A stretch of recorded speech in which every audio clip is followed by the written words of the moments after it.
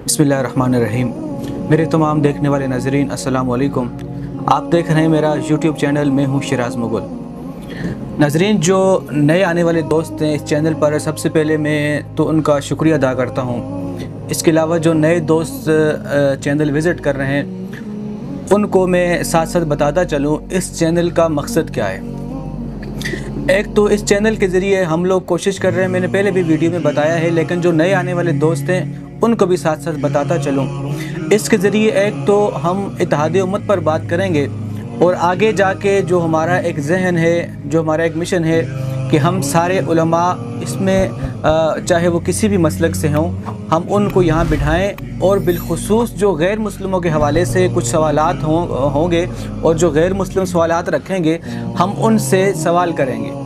लेकिन एक चीज़ जो जिसका बड़ा दुख भी होता है, जब हम देखते हैं अपने माहौल माशरे में, हम जब अपने आसपास में देखते हैं, बिलखुसूस वो तबका जो इस वक्त उम्मत के अंदर काबिल इज़्ज़त है, जिसकी हम दिल से इज़्ज़त करते हैं, वो तबका यानी उलमा का तबका, जब हम उनके पास चलते हैं, जब हम उनके पास जाते हैं, जब उनसे जाकर मशावरत करते हैं, जब हम उनके पास जाते हैं और उनसे इस पर बात करते हैं कि हम अच्छा मुसलमान कैसे बन सकते हैं। मुसलमान तो अल्हम्दुलिल्लाह जो कलमा पढ़ता है तो वो मुसलमान तो हो जाता है, लेकिन हम अच्छा मुसलमान कैसे बने, जब हम उलमा की तरफ जाते हैं तो बजाय हमें इसके कि हमें कुछ चीज़ ऐसी चीज़ें कुछ सीखने को मिले, सीखने को नहीं मिलती।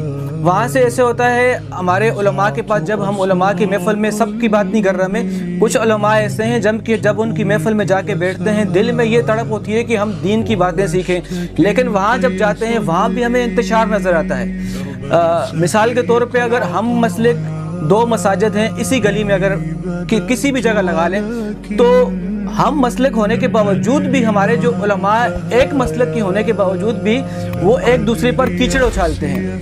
और आप खुद YouTube पे देखते होंगे कि किस तरह की वीडियो YouTube पे पड़ी हैं और किस तरह की गालियाँ भरी हैं, जबकि हमारे उलमा का ये काम था, उम्मत मुस्लिमा के उलमा का ये काम था, उम्मत को जोड़ें, उम्मत को तोड़ें नहीं। अब जो आलिम, हम किसी को अगर बुलाते हैं तकरीर के लिए, किसी आलिम को, वो बजाय हमें ये सिखाने के कि हम अच्छा मुसलमान कैसे बन सकते हैं, ये नहीं सिखाते। आम तौर पे आप खुद देख सकते हैं, मैं सारे उलमा पे तनकीद नहीं कर रहा, जो मेरे दिल में जो आ रहा है, जो मेरे जहन में जो बातें आ रही हैं, तो वो भी आपसे शेयर कर रहा हूँ।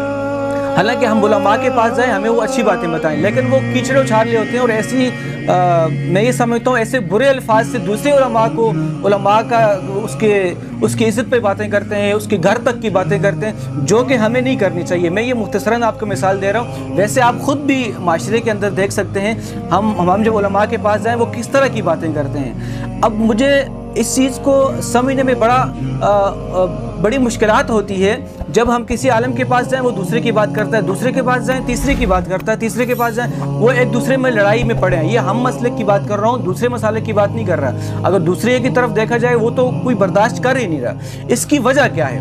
और इसकी जो सबसे ज़्यादा वजह है, एक तो जो मुझे नज़र आ रही है, ये हमारी अना है, जिसकी वजह से मैं ये चाहता हूँ कि मेरे सामने दूसरी मस्जिद है, वो मस्जिद वो जो खतीब है उसकी बुराइयाँ करता रहूँ। ये एक अना। एक होता है इख्तलाफी मसला, वो बहुत कम है, वो इख्तलाफ राय होना चाहिए जो कि मुझे नज़र नहीं आ रहा, लेकिन अना को हमने हर जगह अपने सामने रखा है। और हम अगर किसी आलिम के पास जाएं, हम किसी मुफ्ती साहब के पास जाएं, किसी शेखुल हदीस के पास जाएं, मुझे ये तो कोई बताए हम किसकी इक्तदा करें। मैं अपने उलमा से पूछता हूँ हम किसके पीछे चलें, क्योंकि पाकिस्तान के मैं जो जय्यद उलमा उनका बता रहा हूँ, किसी के पीछे खारजी का फतवा है, किसी के पीछे राफजी का फतवा है, किसी के पीछे गुस्ताखी का फतवा है, किसी के पीछे मुशरिक होने का फतवा है, किसी के पीछे नासबी का फतवा है। कोई आलिम ऐसा नहीं है, बड़े उलमा की बात बता रहा हूँ, जो बड़े तबलीग करने वाले, मैं किसी एक का नाम नहीं ले रहा, सिर्फ समझाने के लिए बता रहा हूँ। बड़े जो, चाहे वो देवबंदी मसलक में से हों,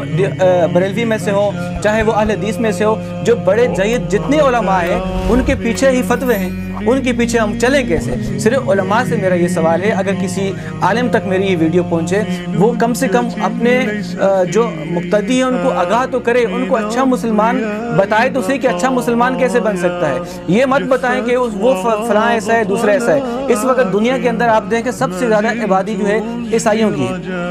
हम अगर ये कोशिश करें कि ईसाइयों की आबादी तब इतनी तबलीग करें कि ईसाइयों की आबादी कम हो जाए, ज़्यादातर लोग मुसलमान हो जाएं। अगर हमारी ये सोच हो, अल्लाह करे हमारे उलमा की ऐसी सोच हो।